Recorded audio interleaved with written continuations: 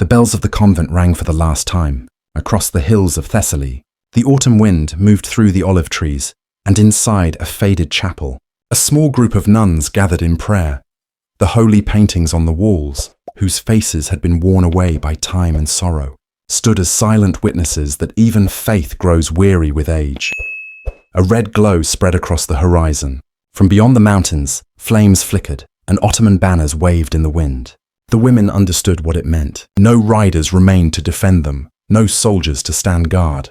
Only a heavy, painful silence lingered, the silence that comes before conquest. Before the altar stood Sister Eleni of Lissa, holding a silver crucifix that had survived centuries of storms. Her voice was soft but filled with conviction.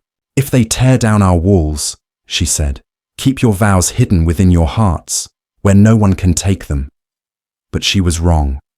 When the armies of the empire reached the convent gates, vows, prayers, and holiness meant nothing before the cruelty of history. Before the sun had set, the walls of the convent had already fallen. The hymns that once filled those halls were drowned by iron and screams. The Ottoman soldiers did not waste their arrows. They shattered the gates with cannon fire, as if declaring that this sacred house was not holy ground, but a symbol of defiance. Inside, the nuns hid their last treasures: silver chalices, embroidered icons, fragments of sacred relics, all buried beneath the chapel floor. They believed that even if their bodies were destroyed, their faith might endure. But the coming darkness had no mercy to spare. The nuns believed that even if their bodies were destroyed, their faith would live on. But the soldiers were not searching for treasure. They wanted proof that they had defeated not only an enemy's army, but also their God. By nightfall, the surviving women were gathered in the courtyard. In the glow of the torches, their white robes turned into a mix of gold and shadow. They were told they would be taken before the Pasha, a promise few had ever lived to see fulfilled. What happened next became legend, so terrible that even the chroniclers of the church avoided describing it.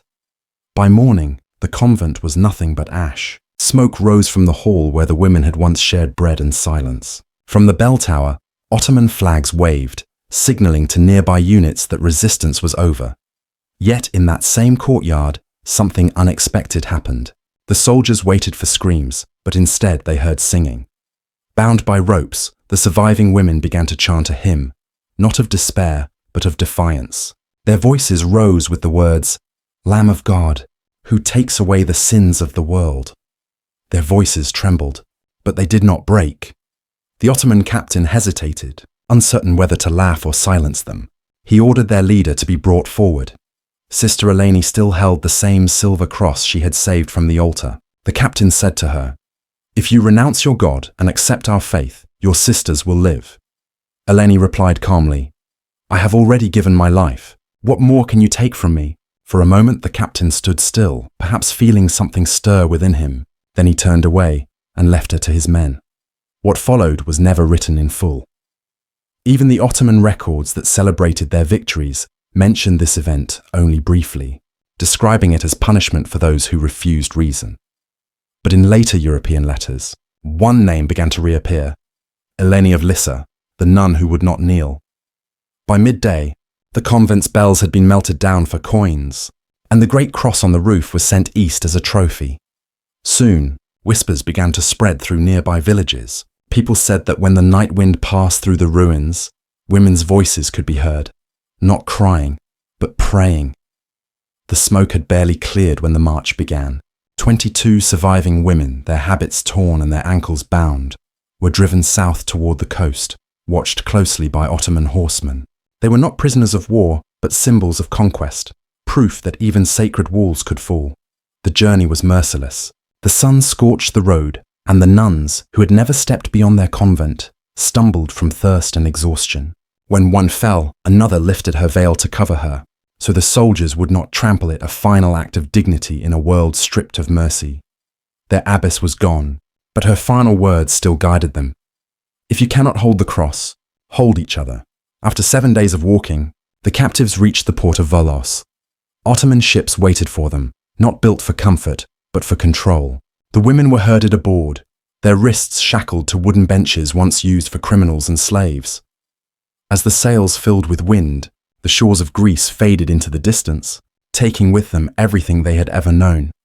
The ship's overseer, Yusuf Aga, kept careful records: cargo, spices, coins, fabrics, and religious captives. It was this very ledger, discovered centuries later in the archives of Istanbul, that proved the truth of a story long dismissed as legend. The voyage to Constantinople lasted 12 days. Storms struck the ship, salt burned their wounds, and hunger hollowed their faces. Yet what broke them most was not pain, but silence. No one spoke to them except to issue commands. They drifted between sky and sea like ghosts. At night, the youngest nun, Sister Magdalena, whispered psalms under her breath. Her voice was faint, barely audible above the crashing waves. But even the chained prisoners, Greeks, Serbs, and Italians turned their heads to listen. For a brief moment, it seemed as though even the sea had gone still. For a moment, the sea stood perfectly still. Then the ship cut through the dark waters of the Bosphorus, and the skyline of Constantinople rose before them. Domes and minarets glimmered in the first light of dawn like blades of steel. This was the same city, once called the desire of the world, and now it was about to become their prison. When the ship reached the harbour, the women were taken ashore in chains. They were led through narrow, crowded streets filled with soldiers, merchants, and slaves. People stopped to watch. Even in the Ottoman Empire, built on conquest, it was rare to see Christian nuns among captives. They were marched past the ancient walls of Blakeney and into the imperial district, where their fate would be decided. In the shadow of Hagia Sophia, once the greatest cathedral of Christendom, the sisters were forced to kneel. As the call to prayer echoed from the minarets, one of them whispered, "We are home, but it is no longer ours." Before the first light of morning, they were brought into a vast marble courtyard, its towering columns reaching toward the sky. It was not a dungeon. It was the Divan Humayun, the imperial council where the will of the Sultan ruled above all. Here, faith was not honoured, it was tested. And for the sisters of Thessaly, their faith would now be measured against the laws of conquest. At the centre of the hall sat the Grand Vizier, his face cold and unreadable. Beside him were scribes, their pens ready, prepared to record every detail, names, ages, and intended purposes. Those records, still preserved in the archives centuries later, remained stained with wax and time. The nuns stood in torn garments, their heads bowed. Through an interpreter, they were told that the Sultan had offered mercy, but only on one condition. Those who converted would receive new names, food and life within the palace. Those who refused would face the discipline of faith, a phrase that could mean imprisonment or disappearance. No one spoke. Sister Magdalena trembled. She had seen what became of other captives. Greeks, Armenians, Slavs, all swallowed by the silence of empire. Before the guards could seize her, an elderly nun, Sister Daris, stepped forward. She did not speak as a prisoner, but as a woman who had lived long enough to see empires rise and crumble. "My lord," she said, "you may give us new names, but you cannot change the prayers written in our hearts." The interpreter hesitated, uncertain whether to translate such words. When he finally did, the vizier's expression did not change. He replied coldly, "Prayers fade when the tongue forgets how to speak them." With a single gesture of his hand, the nuns were taken away. They were not executed. Instead, they were sent to the lower chambers of Topkapı Palace, where the unclassified captives were kept. Some called it mercy, but those who lived to tell the tale knew it was something far worse, a prison disguised as service. Beneath the palace gardens lay a labyrinth of stone corridors, sealed away from the sun, where light and hope could not reach. Each prison cell had only a thin slit for light, just enough to tell the difference between day and night. The nuns were stripped of their sacred habits. Now they wore coarse garments and were told to scrub the floors, sew clothes, and keep the fires burning that warmed the upper chambers of the palace. All of this was meant to break them, to turn holiness into servitude, but the empire had underestimated them. These were women who had already lived under vows of silence, sacrifice, and denial. Hunger, cold, and loneliness were not punishments to them. To them, suffering was devotion, and patience was the purest form of faith. The underground prison became their new convent. In the stillness of the night, they prayed softly. One carved a cross into the clay wall with her fingernail. Another wrote verses into the dust beneath her straw bed. They began to count time not by the passing of days, but by the rhythm of the muezzin's call. It was not a measure of time, but a heartbeat of faith. Whispers began to spread among the palace servants. They said that deep beneath the palace, foreign women were imprisoned who neither spoke nor begged. Some called them cursed, others called them holy. Their silence echoed through the tunnels like the sound of prayer itself. Days turned into months, their hands blistered from labor, washing linens, polishing brass, feeding fires that gave warmth to others but none to them. Their names were forbidden. Each woman was given a number, a mark of ownership. The empire believed that time, hunger, and isolation would eventually bend even the strongest faith. Then came a new kind of trial, one disguised as mercy. At first, there was kindness. Food, oil, and silks were sent to their quarters. Scholars and imams from the palace came to speak gently with them. "Our God and yours are not enemies," one of them said. "Take our language and you will be free." But they all understood what that freedom truly meant. It was not liberation, it was the erasure of memory. To forget who they were was the one sin they could never commit. Now, Sister Magdalena, once frail and trembling, became their strength. She recalled fragments of scripture from their convent, repeating them in new forms. Half-forgotten verses that still carried power, words that kept their faith alive. When persuasion failed, the masks came off. The torches were extinguished, their food was reduced, and darkness and silence took over their world. One by one, they were led to a narrow chamber where scribes waited. Each woman was told to repeat a single phrase, words of submission, that meant the denial of everything they believed in. Those who spoke the words were allowed to live within the palace walls, and those who refused were taken away one by one, erased so completely it was as if they had never existed. It was not a single act of cruelty, but a slow and deliberate breaking of the soul. Faith was not taken by the sword, but weakened by hunger, by endless waiting, and by that quiet whisper that rose from within the heart.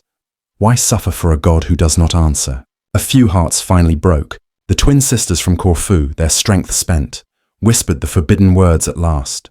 They were dressed in silk and taken away, never to be seen again. But for those who remained, every disappearance made their resolve stronger.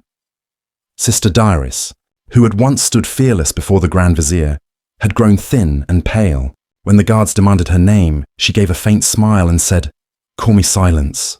Her words spread like fire. From that day on, none of the nuns spoke again. When questioned, they answered only with stillness. And in that stillness, they reclaimed what the empire believed it had taken from them, their power. In the official Ottoman records, they were mentioned only in passing. Foreign captives, silent, unproductive. To the empire, they were failed conversions. But to history, they became something far greater, living faith. A faith that chains could not break, and walls could not contain. When spring returned to the palace gardens above, only 11 of the original 22 women were still alive. The guards called them ghosts in rags. But the servants whispered of something stranger, that in the deep silence of the night, soft voices could sometimes be heard rising from beneath the palace, chanting in a language no one remembered, yet everyone feared. It was the same hymn they had sung when their convent burned, and in those dark corridors where sunlight had never reached, the survivors made a discovery, a hidden secret buried beneath dust and stone. They found an old sealed archway. At first, it was merely a place to hide, but slowly it became something sacred. They used broken pottery for candle holders, a torn linen cloth for an altar covering, and from a shattered fragment of mirror, they shaped a simple but holy cross. After the palace fell silent, they gathered every night in their secret sanctuary. No hymns, no sermons, only whispers and memories. Each woman knelt and shared a memory, a home, the sound of church bells, or the warmth of fresh bread before dawn. These memories became their new prayers, small offerings they presented to a God who still listened in the darkness. A Venetian prisoner once wrote that strange sounds echoed beneath the harem women singing in Latin, worshipping a God who did not belong to this empire. For centuries, historians dismissed this story as superstition. Then one day, when archaeologists dug beneath the ruins of Topkapı Palace, they uncovered a small chamber, its walls etched with Christian carvings. This silent proof revealed that their prayers had never truly stopped. the crosses scratched into the stones, and a Latin phrase half erased by time. Lux in tenebris lucet. Light shines in the darkness. This discovery changed everything. It proved that these women did not simply vanish. They left their mark, a silent rebellion, etched into the walls. Inside this hidden chapel, Sister Magdalena, once frail and trembling, had now become the center of their faith. She began marking the walls with charcoal. Writing names was forbidden, so she created symbols instead. A bird for each sister still alive, a small flame for those who had been lost. Whenever a new bird failed to appear, the others knew another sister had disappeared. The guards never found the chapel, but they began to notice subtle shifts in their captives. Despite hunger, cold, and confinement, these women moved with a quiet, almost supernatural calm. The overseers labeled it madness, but the scribes observing them noted something else entirely. They had discovered a strength not of this world. Their secret worship continued for months, perhaps years, and though the empire tried to erase every trace of their existence, the chapel became their ultimate act of defiance. Not with swords, not with rebellion, but through a faith that refused to die. By the time a new sultan rose to power, only a few of the sisters remained, worn, aged, but still alive. Beneath the palace, their secret chapel endured silent, hidden, and eternal. Centuries later, when archaeologists explored Constantinople, no one expected that beneath layers of marble and empire, the fingerprints of these women would still be there. Women who had prayed in darkness, leaving behind the one thing the conquerors could never claim: their faith, carved in stone. By 1482, the palace had changed hands once again. A new, young and ambitious sultan ascended the throne, ordering the purge of all traces of weakness from his predecessors. Every servant, concubine and laborer was meticulously recorded except for one group. In the official archives of Topkapı, there was a blank space in the long columns of names, 21 entries missing. The ledger read, "Unfit for service, disposed of." No dates, no burial records, nothing. This was how history erased them, not with fire, but with silence, with ink withheld. And yet, that silence itself became their greatest proof, because only something shameful is hidden so carefully. Centuries later, a diary of an Ottoman courtier surfaced in the archives of Bursa, cryptically mentioning foreign women who refused to submit and disappeared beneath the palace foundations. Another letter, intercepted by Venetian spies in 1484, mentioned the nuns who refused to bow to the Sultan's will. These small fragments revealed a truth that the empire had desperately tried to bury: the deliberate erasure of women who had become symbols of spiritual resistance. The last record of Sister Magdalena came decades later, written by an Italian pilgrim. He recounted a story whispered by a palace servant, a woman who sang to her god until the guards sealed her room. Her name was unknown, but the faint hymn she sang survived even the stone itself. In that echo, her story endured. As time passed, tales of the vanished sisters spread among the slaves and servants. On certain full moon nights, the lower halls of the palace would grow cold, and the air would faintly smell of incense, even though no fire burned. Memory, superstition, or both refused to die. Centuries later, European visitors, drawn to the exotic mysteries of the Ottoman court, heard fragments of the same legend. A French diplomat writing in 1712 noted that among the older palace attendants persisted a forbidden story of Christian women who sang themselves into heaven. He dismissed it as myth, but the walls had already told the truth. The chapel now lies in ruins, but the carvings remain. Faded prayers etched into the walls, a whisper of women who refuse to be forgotten. In their silence, they still speak. And if you've heard their story tonight, let it stay with you. Leave a comment. Tell us how you felt when you saw what they endured. And if you want more untold stories buried in the shadows of history, subscribe and step deeper into the darkness with us. Because some truths deserve to be remembered, no matter how much the conquerors try to erase them.